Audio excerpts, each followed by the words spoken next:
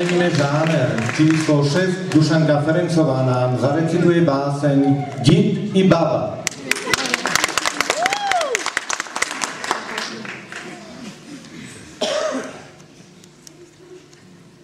Did i baba, žijí sobі did i baba, ta byla u nich kujočka jába, a kujočka nechá jaječko.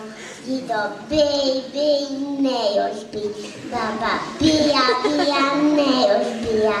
Se bija myška malinka, s chvostikom machnula, jajčko pokotýjoša, ta jož bijoša. Dido pláče, baba pláče, a kujočka kotko dáče. Nepláči didu, nepláči babo, ja vám nešu druhé jaječko, neobyčajné a je žojovské.